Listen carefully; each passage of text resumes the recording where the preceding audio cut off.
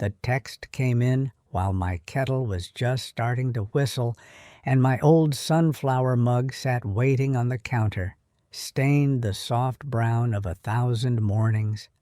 I wiped my hands on a dish towel, still smelling of lemon dish soap, and picked up my phone, expecting it to be some recipe video from my friend Karen or a photo of the grandkids. But instead, the screen lit up with my daughter Melissa's name, and one long line that made everything in me go very, very still. When will that old hag finally die? The house alone would solve half our problems. For a second I actually laughed, a sharp little sound in my empty kitchen, because my 68-year-old brain insisted it had to be some scammer, somebody who stole her phone, anyone but my only child. But then I saw the little typing bubbles appear like she was still going, and another line popped up. Oops meant that for Tom. OMG delete. I was suddenly aware of every small sound in the room. The kettle squealing, the hum of the refrigerator, the tick of the cheap wall clock, the way the spoon in the mug rattled when my hand started to shake. And I remember thinking, very calmly and clearly, well, there it is, Elaine. That's what your daughter thinks when she forgets who she's talking to. Maybe you've had one of those moments, too, where the world tilts just enough that you can't pretend it's the same as it was 5 minutes ago. I didn't answer her right away. I turned off the kettle before it screamed itself hoarse, poured the water too fast so it splashed and burned the back of my hand, and wrapped both hands around the mug like it could anchor me to the floor.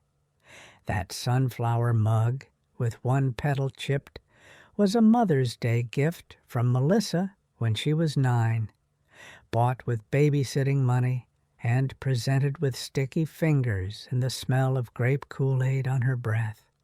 Back then, she'd traced the sunflower with the tip of her finger and said, "So you always have sunshine, Mommy, even when I'm at Dad's."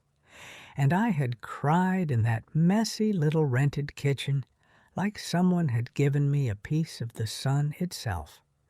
Holding the same mug now, decades later in the house I'd worked myself half to death to pay off, I scrolled back up to the words about the old hag and the house solving their problems, and felt something tight and old inside me start to uncoil. My phone buzzed again. "Mom, I'm so sorry. That was for Tom. We were just venting. Please don't take it seriously.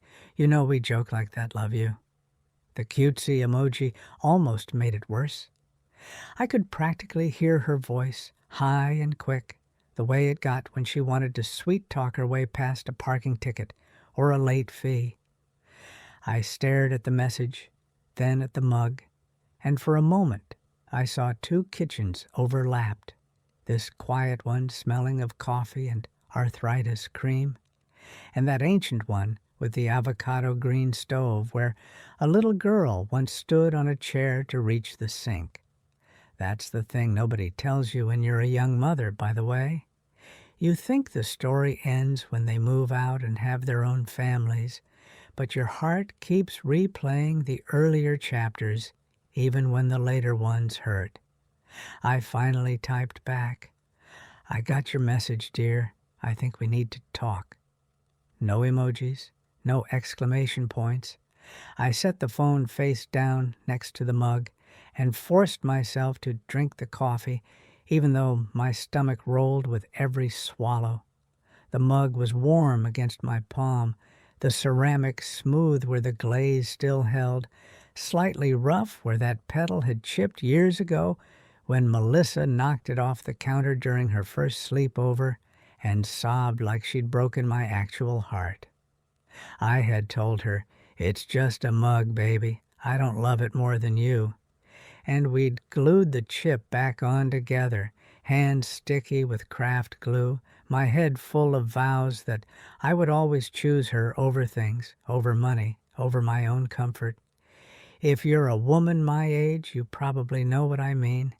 Those early promises echo in your bones long after the child you made them for has forgotten every word. Melissa replied within seconds. She must have been clutching her phone, too. "We're coming by tonight," she wrote. "Tom says we should just clear the air. Around 7, we'll bring pizza." I stared at that, too, and felt a strange, chilly calm slide over me. Tom, my son-in-law, who rarely suggested a visit unless there was a bill that needed paying or a weekend they needed free babysitting, wanted to clear the air.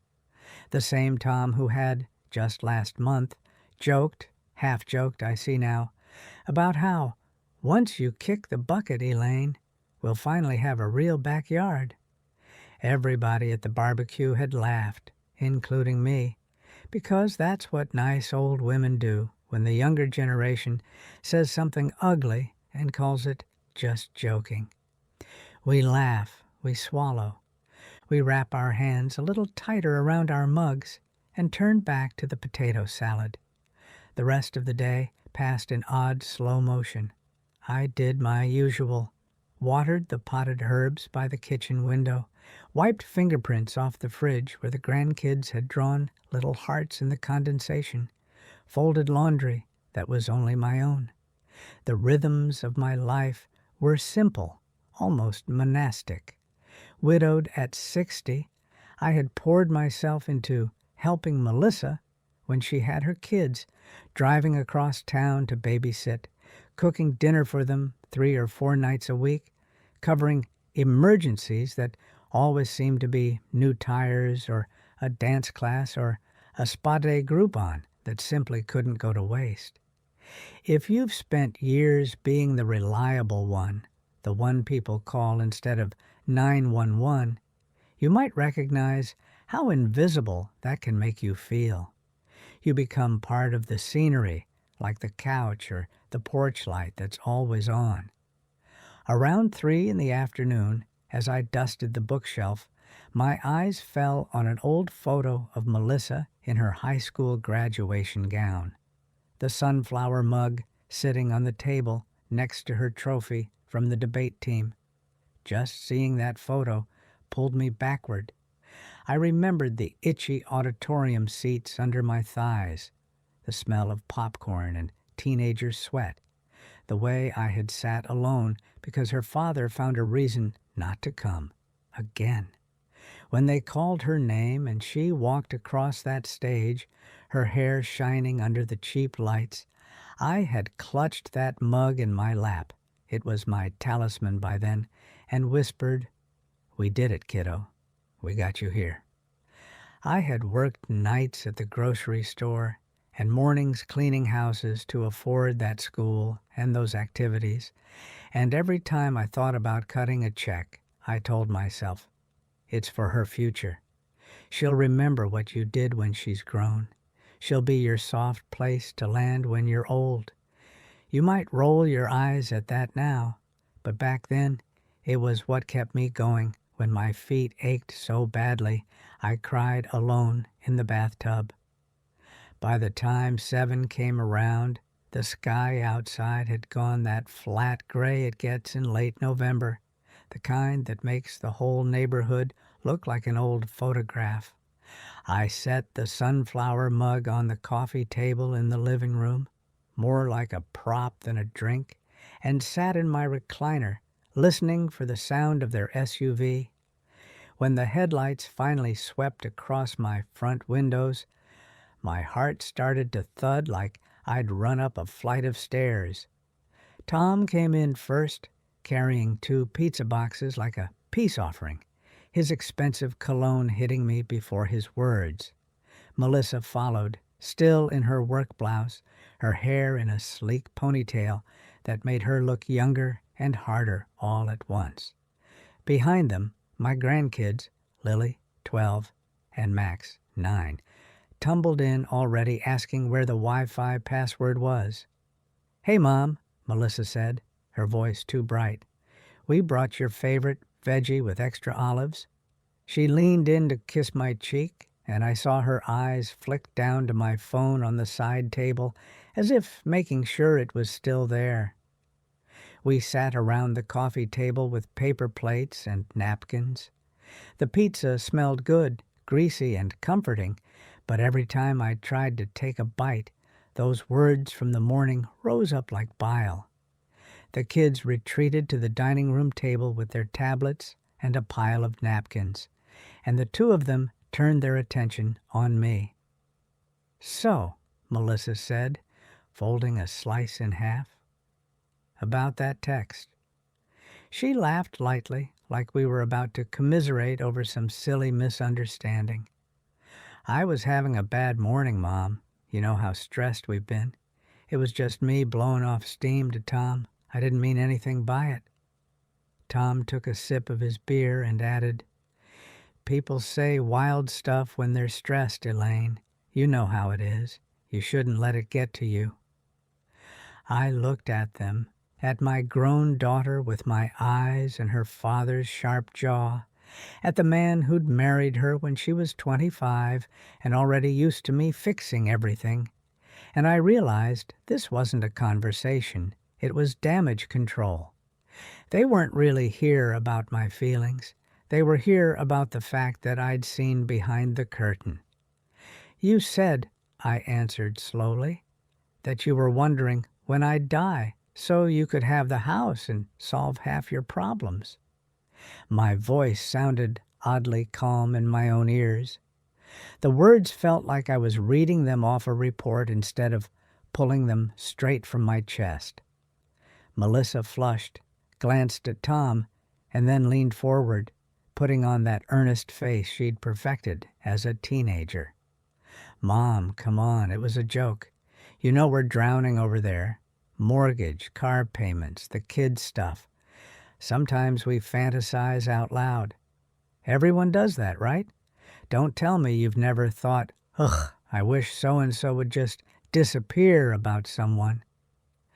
Maybe you've sat at a table like that yourself, trying not to cry while someone you love talks about your life like it's just numbers on a spreadsheet."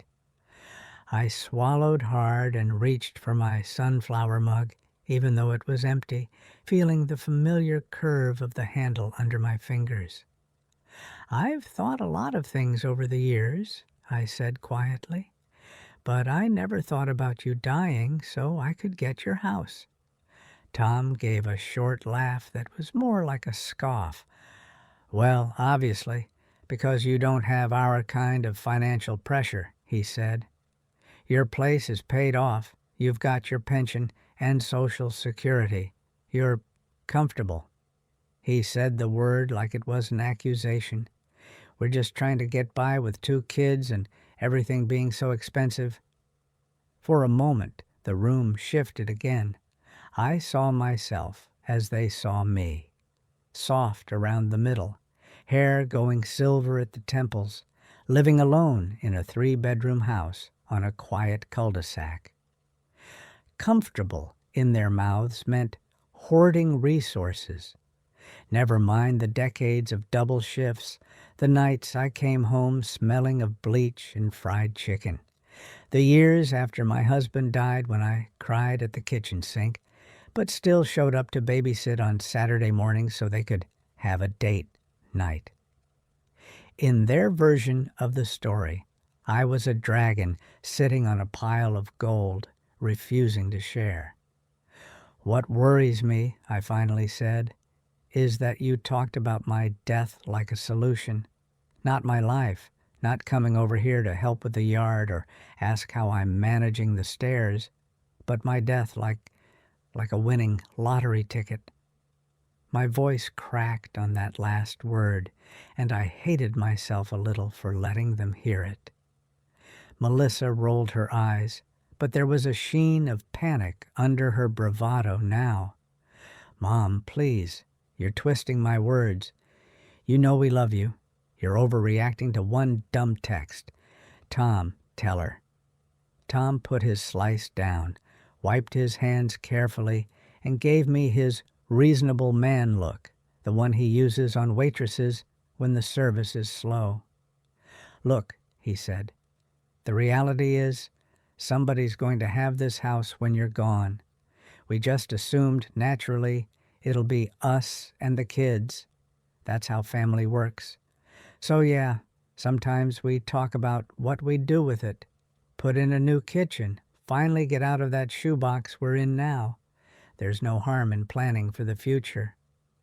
A strange thing happened then. Instead of crying or yelling, I felt very tired, bone-deep tired. I thought about the time, 5 years after my husband's heart attack, when the roof had started leaking in 3 places. I'd called Melissa, overwhelmed and scared, and she'd said she'd see if Tom could come by on the weekend. He never did. In the end, I'd hired a roofer and put it on a credit card, then picked up 2 extra house cleaning clients until it was paid off. Nobody had said then, "We'll help, because someday this house will be ours." But now that the hard part was done, now that the grass was mowed and the mortgage was gone, suddenly it was their birthright. "I think," I said slowly, "I need some time to think about all this." Melissa opened her mouth to argue, but I held up my hand, surprising all 3 of us. "No, I've listened. I've heard your explanation. Now I need to sit with what you actually wrote, not just what you wish you'd said." I reached for the mug again, just to have something to do with my hands. "Why don't we leave it there for tonight?" The kids wandered back in then, asking about dessert, and the spell was broken. We ate ice cream bars on the couch while some forgettable Disney show played in the background, everyone pretending the earlier conversation hadn't happened. When they left around 9, Melissa hugged me a little too tightly and whispered, "Please don't be mad, okay?" You know how we joke. Tom just clapped me on the shoulder like I was a golf buddy and said, "Night, Elaine. Don't stay up stewing over this. It's not worth raising your blood pressure." Of course I stayed up. After they left, the house felt bigger than ever, shadows pooling in the corners as I turned off the lights. I took my sunflower mug with me to the bedroom, like a little kid with a favorite toy, and set it on the nightstand, its chipped petal catching the glow of the lamp. Lying there, I kept hearing that one word, hag. I tried it on in my head, as if I could shrug it off like a sweater. Hag. Old hag. Not Mom, not Grandma, not Elaine. Just a problem standing between them and a better kitchen. I replayed the last 10 years like a movie. The nights I drove over with homemade soup when the kids had the flu. The time I co-signed for their minivan after Tom's credit took a hit. The envelope of cash I'd slipped Melissa when she cried about being short on the mortgage. I remembered our last Thanksgiving at their place, too. I'd brought the sunflower mug with me because they always forgot to offer me a proper cup, and I hated those flimsy paper ones. I can still smell the turkey and hear the chaos of kids and football on the TV. Tom's mother had come that year, and halfway through dinner she'd leaned over to me and whispered, "You're so lucky, you know. My son takes such good care of your daughter and those kids. You must sleep easy at night." I'd smiled politely and sipped my coffee from the mug, thinking how strange it was no one ever asked who took care of me. Maybe you've done that too, laid awake cataloging every favor, every sacrifice, wondering at what point it turned from love into something more lopsided. I got up around midnight and padded back to the kitchen, the linoleum cool under my bare feet. I set the mug on the counter and reached for the little wooden recipe box my mother had given me when I got married. The paint was faded, the lid a bit loose, but inside were not just recipes. Over the years, I had tucked all kinds of papers in there.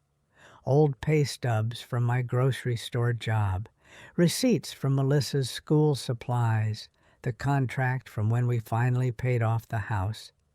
I spilled everything out onto the kitchen table and began making piles. This wasn't organized, not like some TV show. It was just my way of trying to see my life on paper. In one corner, I stacked the pay stubs and tax forms that told the story of my working years. In another, I made a pile of anything with Melissa's name on it. Tuition receipts, checks for her first car, a crumpled registration form for a ballet camp she'd begged to attend. A third pile grew quietly. Things that were just mine. The deed to the house with my name and my late husband's, the little certificate from the adult education class where I'd learned basic computers, the pamphlet for a senior center trip to the coast I'd always meant to sign up for but never had, because there was always some emergency with the kids. Looking at the piles, I didn't think in terms of columns or ledgers. It was more like I was holding a set of scales in my mind, trying to see which side had ever really balanced. On one side lived decades of pouring myself into my child and her family. On the other, a small, shy accumulation of things that were just for me. The scale wasn't just tipped, it was buried. That realization hurt, but it also brought a flicker of something else, anger maybe, or grief on my own behalf. I picked up the house deed, the paper soft at the edges from being handled over the years, and traced my name with my thumb. Elaine Harper. I thought about the nights my husband and I had eaten canned soup and generic cereal so we could make the mortgage. I thought about the time the heater broke and we huddled together under 3 blankets, laughing about our camp-out because we couldn't afford a repairman until payday. None of that effort showed in my daughter's breezy assumption that this place was simply the prize waiting at the end of my life. The next morning, after a few hours of fitful sleep, I poured coffee into the sunflower mug and carried it out to the small front porch. The air was crisp, the kind that makes your lungs feel scrubbed clean. Our neighbor's dog barked at a squirrel, and somewhere down the street, a car alarm chirped off. I sat there in my old robe, the steam from the mug curling up into the cold air, and tried to imagine a life that was less entangled. A life where my phone ringing didn't automatically mean someone needed something. A life where my house wasn't just a future asset on my daughter's mental spreadsheet. It felt selfish even to think that way. Years of being a good mom had wired my brain to interpret any thought about my own comfort as some kind of moral failing. But then Melissa's text floated in my mind again, bright and sharp, as if it had just arrived. When will that old hag finally die? The house alone would solve half our problems. The ugliness of it, the casual way she'd put it, broke something that had been fragile for a long time. Around 10, my phone rang. It was Lily, my granddaughter. "Grandma," she said, her voice small. "Mom's in a mood. Did something happen last night?" I hesitated.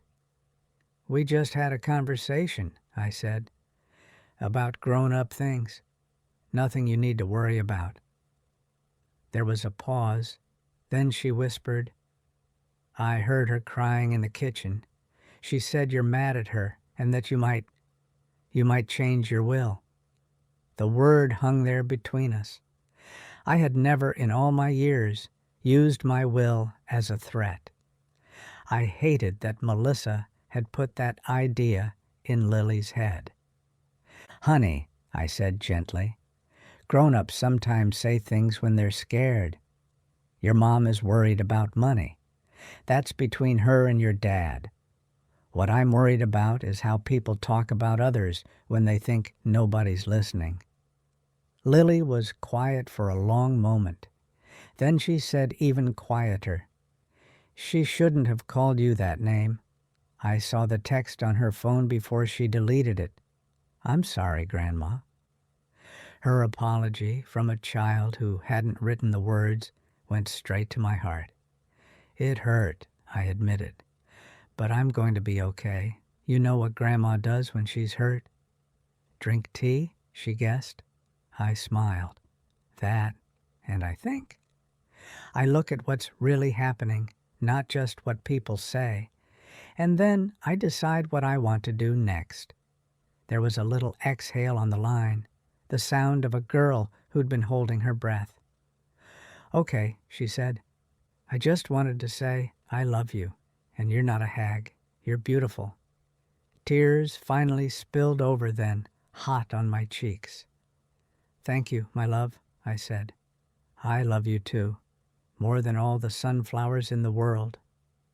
When we hung up, I sat there for a long time, the mug cooling in my hands, thinking about how the kids watched everything, soaked up every slight and every kindness. If I let Melissa's attitude stand, what was I teaching my grandchildren about how to treat the elders in their lives? That afternoon, I did something I'd been putting off for years.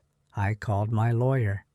Not the slick one Tom had recommended when they wanted me to streamline some things, but the older woman I'd gone to with my husband decades ago, the one who'd sat with me after his funeral and explained life insurance in plain English. "Elaine," she said warmly when she picked up, "it's been a while. What can I do for you?" My fingers tightened around the phone. The sunflower mug sat on the table beside me, half full now, like a little reservoir of courage.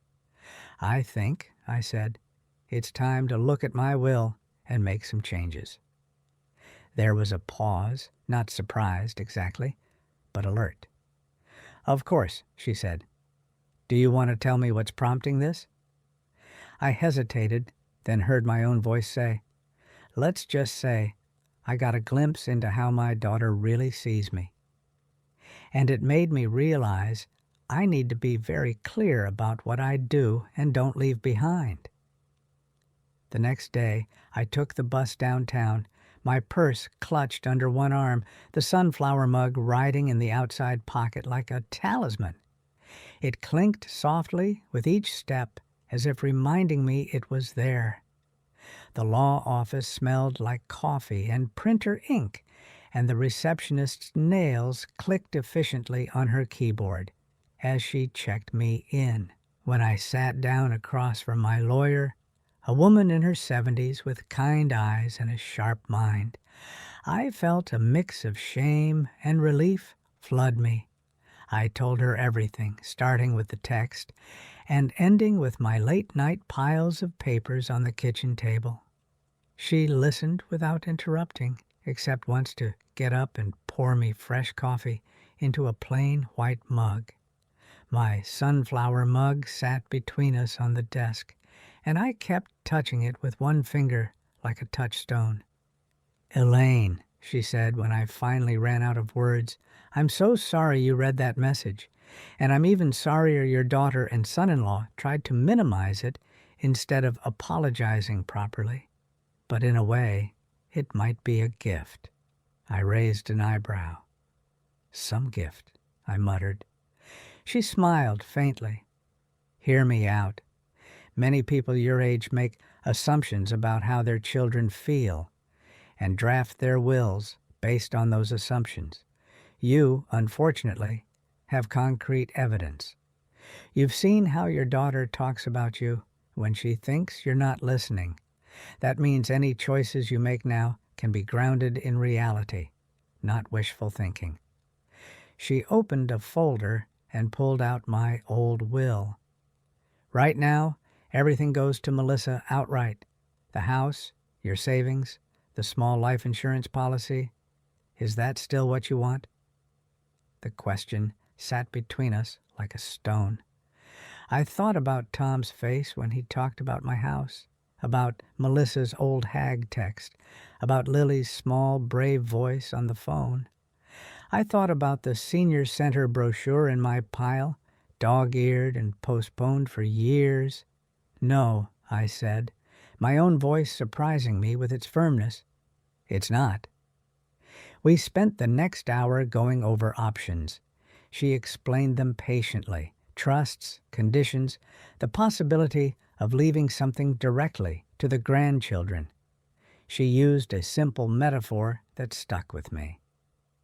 Right now, she said, tapping the paper with her pen, your will is like leaving all your doors and windows wide open. Anyone who walks by when you're gone can just stroll in and take what they like. Changing it is like installing locks and deciding who gets which keys and when. It's not punishment. It's good stewardship. In the end, we drafted a new arrangement, a modest sum to Melissa, enough that no one could say I'd disowned her, but the bulk of my assets, especially the house, would go into a trust for the grandchildren's education, and, if there was anything left after, a small donation to the community center that had kept me sane after my husband died. We also added a line making it clear that I chose this of my own free will in sound mind, because my lawyer had seen too many cases where confused elders were painted as manipulated. When I signed the papers, my hand trembled, but not from doubt. It felt like laying down a heavy bag I'd been carrying since my 30s. My lawyer slid the documents into a thick envelope and then, almost as an afterthought, reached into her desk and handed me a small laminated card. This, she said, is my direct number and a note stating that any questions about your will or your mental capacity should be directed to me. Keep it somewhere safe. If anyone tries to steamroll you, you can show them this or just give me a call. I slipped the card into my wallet next to an old picture of Melissa with pigtails and missing front teeth, and felt a strange mix of sadness and relief. I got home around 3, tired but lighter. The house felt different, as if the walls themselves knew something had shifted. I set the legal envelope on the kitchen table and put the sunflower mug beside it. It struck me then that this mug had once been an emblem of all I poured into my daughter, and now it was bearing witness to me finally pouring something back into myself. I made tea and sat down, letting the quiet settle. Of course, the quiet didn't last. Around 5, my phone started buzzing. First a text from Melissa. Hey, what's going on? I heard you went to see a lawyer today. Then another. Lily said you were talking about wills. Please tell me she's exaggerating. A minute later, Tom chimed in from his own number. We need to talk ASAP. This is getting out of hand, Elaine. The urgency in his words might once have sent me into a tailspin. Instead, I turned my phone to silent, wrapped my hands around the warm mug, and watched the sky outside turn pink and then purple. Maybe you've had a moment like that, where instead of rushing to put out a fire someone else started, you just let the phone buzz and buzz until it stopped. It felt both terrifying and delicious. Eventually, there was a voicemail notification, and then another. I didn't listen right away. I watched an old movie on TV, the kind with soft lighting and predictable happy endings, and let myself laugh at the corny jokes. Only when the closing credits rolled did I pick up my phone and press play. Tom's voice exploded out first, hot and controlled. Elaine, it's Tom. Look, I don't know what you think you're doing, but running off to a lawyer without talking to us is really hurtful. Melissa is in tears over here. You're letting one stupid text ruin our entire relationship. Call us back immediately." The second voicemail was from Melissa, crying hard enough that some of her words blurred together. "Mom, please, Lily said you're changing your will and I can't even, how could you? After everything. If you wanted to scare me, okay, you did it. I'm scared. Happy? Please don't do anything crazy. I'm begging you. We're family." That word, family, landed differently now. Family, as they used it, seemed to mean I should absorb any insult and still show up with casseroles. I thought about calling back, soothing her, saying it was all a misunderstanding. The reflex was strong, like the echo of a habit built over decades. Instead, I took my tea into the bedroom, set the sunflower mug on the nightstand, and slept better than I had in weeks. 2 days later, they showed up at my door unannounced. I saw their SUV pull into my driveway, and for a fleeting second, panic flashed through me. But then my hand brushed against the sunflower mug on the counter, and I remembered the envelope in my dresser drawer and the little laminated card in my wallet. I wasn't defenseless anymore. I opened the door before they could start pounding. Melissa looked a mess, eyes swollen, hair unbrushed, still in her leggings and a sweatshirt. Tom looked tight-lipped and furious, his jaw clenched so hard I could see the muscle jumping. "We need to talk," he said, stepping forward like he owned the doorway. I stayed where I was, one hand on the frame, the other holding my mug. "We can," I replied. "In the living room, no yelling. The kids aren't here to scare." That got a flinch from Melissa. At least she had the decency to look ashamed. We sat, them on the couch and me in my recliner, the coffee table a neutral strip of land between us. The sunflower mug sat at my elbow, solid and comforting. "So," Tom began, "we hear you've been making some big changes without talking to us." His tone suggested I'd crashed the family car, not made private decisions about my own estate. "My will is my business," I said evenly. "I don't need permission to change it." Melissa burst into tears again. "But you always said the house would be mine someday," she cried. "You and Dad talked about leaving it to me. You can't just take that back over one text I didn't even mean." I chose my next words carefully. "I always said I wanted you to be secure," I corrected. "I envisioned you having this place because I believed we had a relationship built on respect and love. Now I see that, in your mind, this house is a solution to your financial problems, and my death is the doorway to it. That's a very different picture." Tom leaned forward, his hand steepled.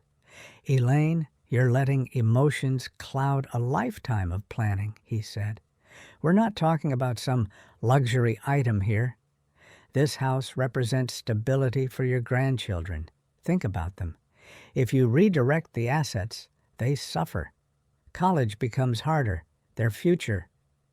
He trailed off when he saw the faint smile on my lips. "Oh, I have thought about them," I said. "More than you know. That's why the bulk of my estate is going into a trust for their education. They'll be taken care of, with or without you." Their faces registered shock in unison. "Wait, what?" Melissa sputtered. "You're skipping me?" "I wouldn't put it that way," I said. "You'll receive something, but I'm not handing you this house like a prize for outliving me. Your children, on the other hand, will have opportunities you and Tom haven't planned for. That seems like a better use of my life's work."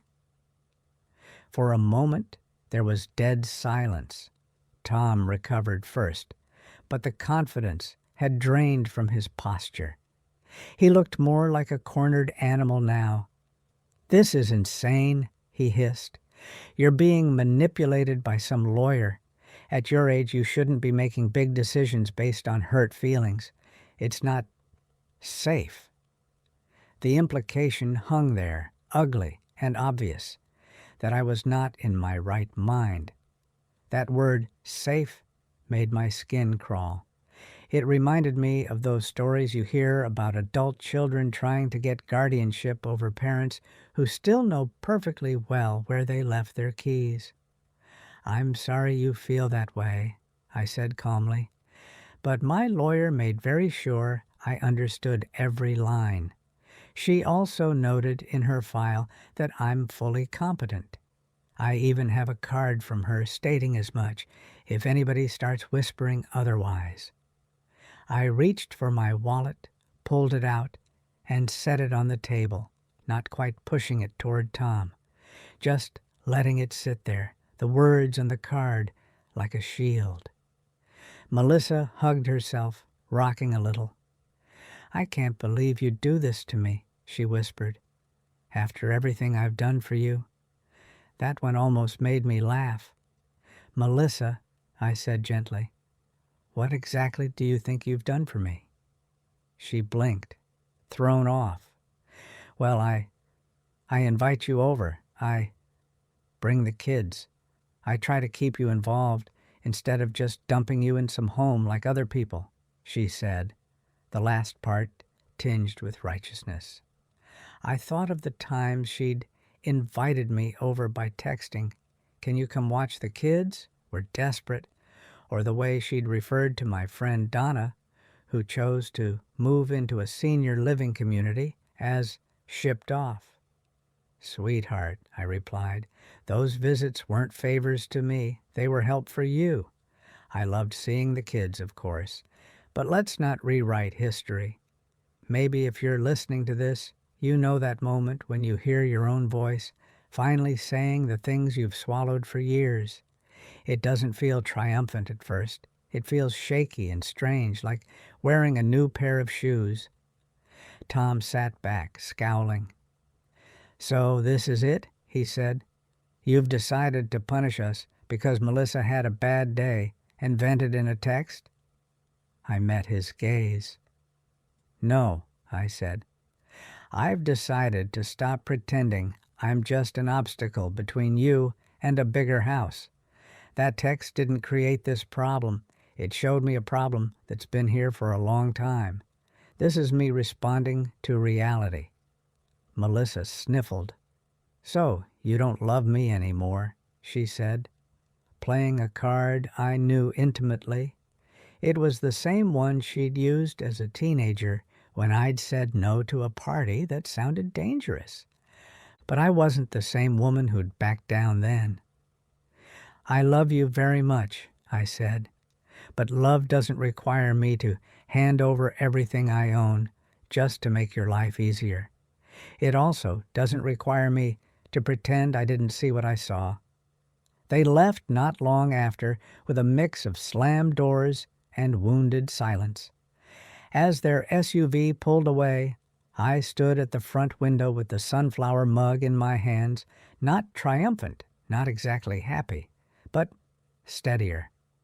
The house around me felt different again, like it belonged to me in a way it hadn't for years. That evening, I baked myself a small blueberry cobbler just because I felt like it, not because anyone was coming over. I ate it warm from the oven with the mug of tea beside me, letting the quiet of the house wrap around me like a much-needed blanket. In the weeks that followed, the storm continued in smaller bursts. Texts alternated between guilt trips and tactical politeness. "Hey, just checking on you. Haven't heard from you in a bit," followed by, "Lily needs new glasses and the insurance doesn't cover much. Any chance you could help, it would mean so much." I helped with the glasses. That was for Lily, not them. But when Tom texted later asking if I'd mind spotting them, the car payment, just this once, I typed, "I'm not able to help with that. I'm focusing on my own bills these days," and left it at that. His reply, "Wow, okay," told me more than a whole paragraph would have. I didn't explain, didn't apologize. I put my phone face down and turned the radio on instead. One afternoon at church, my friend Marjorie slid into the pew beside me and gave me that sideways look only girlfriends know how to do. "You've been different lately," she murmured during the announcements. "In a good way. Did you get a new mattress or a new man?" I snorted softly. "Just a new will," I whispered back. She raised her eyebrows. After the service, over weak coffee in styrofoam cups, I always wished I'd brought my sunflower mug, I told her the short version of the story. She squeezed my hand so hard my knuckles cracked. "Honey," she said, "I'm sorry they hurt you like that, but I'm proud of you. I wish I'd seen the signs sooner with my boys. By the time I realized they looked at my house like a scratch-off ticket, it was almost too late." She told me about her own battles, the pressure to sign things she didn't understand, the hints about downsizing that always seemed to involve them getting a new boat. Hearing her, I realized my situation wasn't unique. That hurt and comforted me at the same time. If you've ever felt like you're the only one going through something, let me tell you, you're not. We older women just don't always talk about it because we're embarrassed, or we think loyalty means silence. Sitting there with Marjorie, the hum of conversation around us, and the smell of powdered creamer in my nose, I felt less alone than I had in a long time. When I got home, I picked up the sunflower mug and turned it in my hands, really looking at it. The chip, the faded paint, the little coffee line that never quite scrubbed off at the bottom. This mug had seen my whole adult life.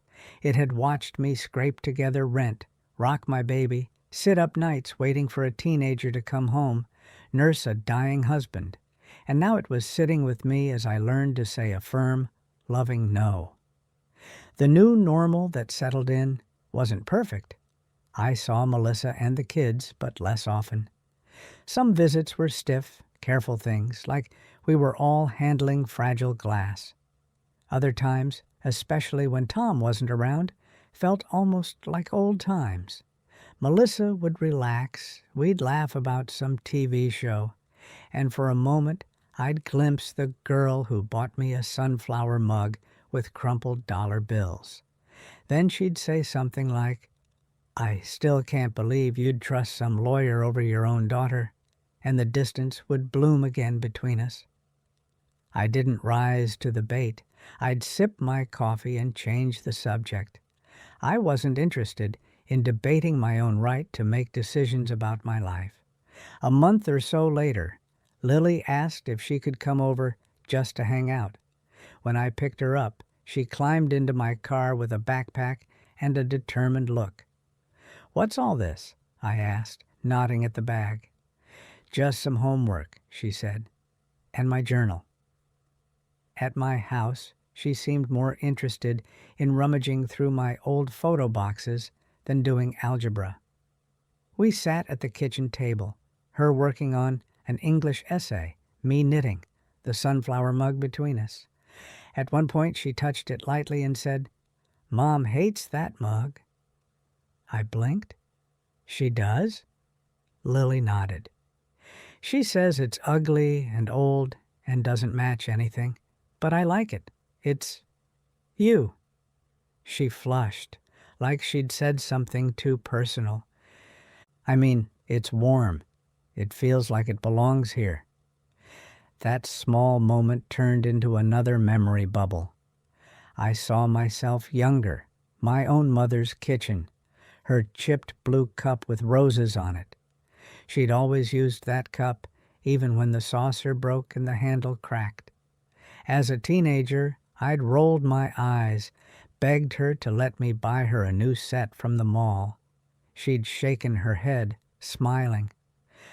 "I don't keep it because it's pretty," she'd said. I keep it because it reminds me who I was when I had nothing and who I became anyway. At the time, I'd thought she was just being sentimental. Now I understood. We inherit more than houses and money. We inherit stories about what we're worth and what we're allowed to protect. Grandma, Lily's voice pulled me back. Can I ask you something? I nodded. She chewed her lip, then blurted, Are you mad at Mom forever? I set my knitting down and wrapped my hands around the mug, gathering my thoughts. I'm hurt, I said honestly, and I'm sad. But I don't plan on staying mad forever, no. Anger is heavy to carry at my age. She looked relieved, then troubled again. She says you chose money over her, she said quietly. But I don't get it. You're not spending all your time shopping or anything. I laughed softly. No, I'm not exactly hitting the designer stores, I said. What I chose, sweetheart, was to take my hard work and aim it where it will do the most good and the least harm. I chose not to hand your mom a house that she sees as a reward for outliving me. I chose to help you and Max with school someday, and I chose to give myself a little bit of freedom now, while I'm still here to enjoy it. She thought about that, twisting a strand of hair around her finger. So, saying no doesn't mean you stopped loving her, she said, half statement, half question. Exactly, I replied. Sometimes saying no is actually the most loving thing you can do for both of you. It stops a bad pattern from getting worse. I could see the wheels turning in her head, the way they used to in her mother's at that age. I silently prayed she'd remember this conversation someday, when someone tried to make her feel guilty for setting boundaries. The closest thing to a public payoff came at Easter. Melissa offered to host dinner, making a big show in the family group chat about honoring Mom with a special meal. Marjorie smirked when I told her. Sounds like she's trying to rewrite the narrative, she said. Be careful they don't slip any papers under your napkin to sign. We both laughed, but there was truth there.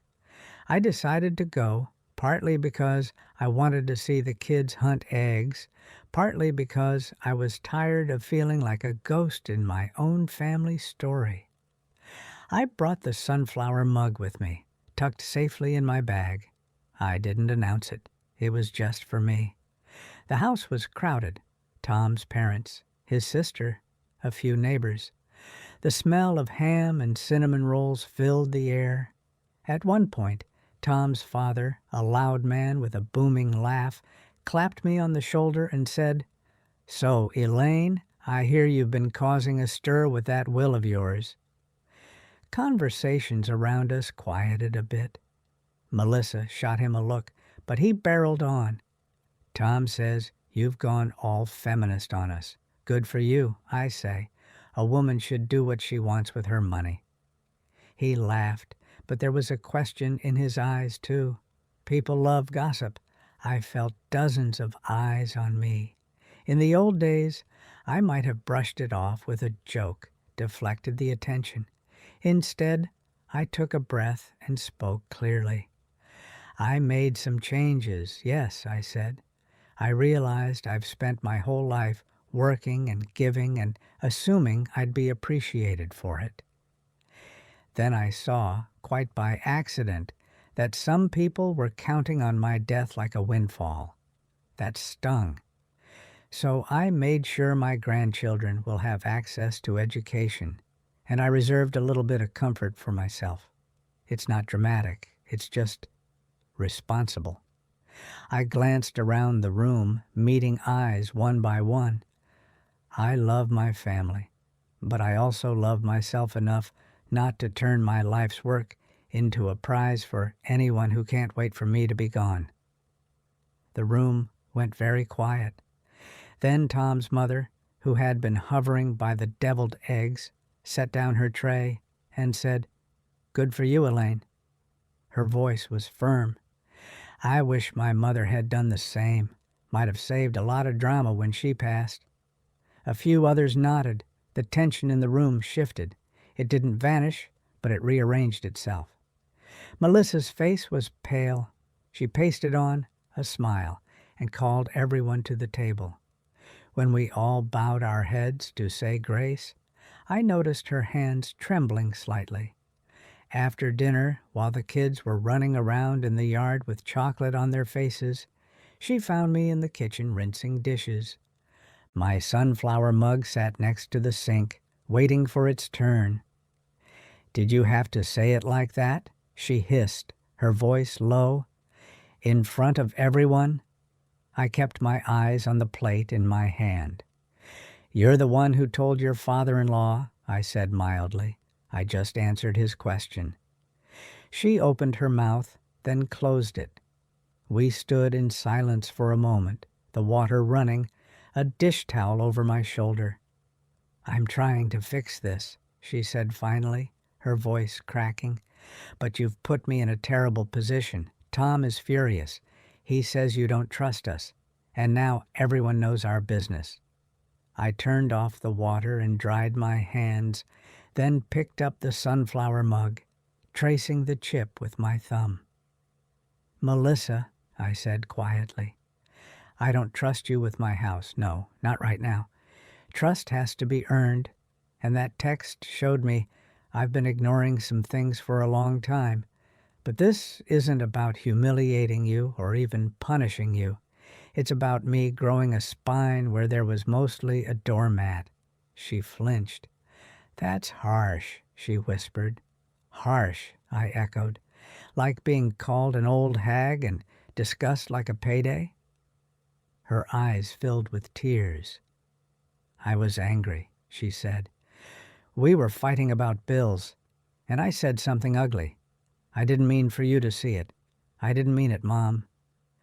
I looked at her, really looked at her, at the lines around her mouth, deeper now from stress, at the tiredness in her eyes that echoed my own at that age. "Maybe you didn't mean every word literally," I conceded. "But you felt comfortable enough to say it. That tells me something about what's been simmering underneath. I can forgive you, and maybe I will, fully someday. But forgiveness doesn't require me to hand you the keys to everything I own." She leaned against the counter, suddenly looking very young. "What do you want from me?" she asked. "An apology? I've apologized 100 times. I shook my head. "I want you to understand that I'm not an obstacle or a resource. I'm a person, your mother, a woman who worked hard for what she has. I want you to treat me like you would want Lily to be treated when she's my age. That's all. The rest, who gets what after I'm gone, that's taken care of." She stared at me, something shifting behind her eyes. "You're really not going to change it back," she said, more statement than question. I lifted the mug to my lips, felt the warmth of the tea. "No," I said, "I'm not." In the months that followed, the drama slowly cooled. There were still flare-ups, a snide comment here, a passive-aggressive jab there, but they became less frequent as it sank in that my decision was not a bargaining chip. Interestingly, my relationship with Lily and Max grew stronger. Lily started texting me little updates about school, sending photos of her art projects. Max asked if I'd teach him how to make Grandpa's famous chili. We started a tradition of Mug Mondays, where they'd come over after school once or twice a month, and we'd drink hot chocolate from mismatched mugs, mine always the sunflower, and talk about whatever was on their minds. As for me, I did something I never imagined I'd do. I joined the senior center's walking group and actually went on that overnight trip to the coast. The first morning, I stood on the damp sand with a travel thermos in one hand, My sunflower mug was safer at home, and watched the sun rise over the water. The air smelled of salt and coffee, and for a moment I felt like I was standing at the edge of my own life, not in the shadow of anyone else's plans. A wave rolled in, cold around my ankles, and I laughed out loud. A woman next to me, gray hair blowing behind her like a flag, glanced over and grinned. "Feels good, doesn't it?" she said. "Doing something just because you wanted to?" I nodded, my throat tight. "It really does," I said. "Took me longer than it should have to get here." Back home, the sunflower mug resumed its place at my kitchen counter. It still held my coffee every morning. It still bore its little chip, its faint stain. But when I looked at it now, I didn't just see motherhood and sacrifice. I saw the version of me who had finally realized that my life belonged to me, even as I loved others deeply. The mug had witnessed my lowest humiliation, the moment my daughter accidentally texted me instead of her husband, asking, "When will that old hag finally die?" The house alone would solve half our problems. And it had sat beside me as I chose a different ending to that story. It reminded me daily that objects can be chipped and still be cherished, and that women can be tired and still have the right to draw lines. If you're listening to this and feeling a little tug in your chest, maybe because someone in your life treats your existence like a line item on their budget, I want you to hear me clearly. You are not a problem to be solved. You're a person whose years are worth honoring, including by yourself. Saying no, or changing a will, or moving your money, or simply turning your phone to silent for an evening, none of that makes you cruel. It makes you a steward of the one life you've got. Love can still flow, grandchildren can still come over. But you are allowed to decide how your story goes, especially in these chapters when so many people act like you're just a side character in theirs. These days, when Melissa calls, our conversations are shorter but more honest. She has, to her credit, stopped making snide comments about the house. Once, after a particularly calm visit where we cooked together and laughed about an old memory, her trying to bake cookies at 10 and nearly setting the oven mitt on fire, she paused at the door and said, "I'm trying, Mom. I don't want to be the kind of person who talks about you like you're not here. I messed up. I know that." I looked at her, seeing the earnest girl under the armor. "Trying is all I can ask for," I said. "And I'm trying, too, to let go of some of this hurt without letting go of myself." She nodded, eyes shiny, then hugged me, really hugged me, not the quick, distracted kind she'd given lately. For a moment, her head rested on my shoulder the way it used to when she was small. It didn't erase everything, but it was a start. The other afternoon, I was sitting at the table with my sunflower mug and my knitting when Lily came in from school, dumped her backpack on the floor, and said, "Grandma, can I borrow your mug?" I raised an eyebrow. "This old thing?" I teased. She rolled her eyes. "Yes, that old thing. I like it. It makes tea taste better." I handed it over, watching as she poured hot water over a peppermint tea bag, the steam curling around her face. She wrapped both hands around it just like I do. "You know," she said thoughtfully, "when I'm old, I want a mug like this, something that's only mine." I smiled. "You'll have many things that are only yours," I said. "Just make sure you don't let anyone talk you out of taking care of them." She looked at me, and I knew she understood I wasn't just talking about cups. So that's my story, friends. From that awful text to this quieter, steadier life, with a chipped sunflower mug as my witness. If you've stayed with me all the way to the end, thank you from my heart. I know these stories can stir up a lot, especially if you've heard words like the ones I read on my phone that morning. If you feel like sharing, I would really love to know where you're listening from, what city, what country, because somehow it makes this big world feel a little smaller when I picture you there with your own favorite cup.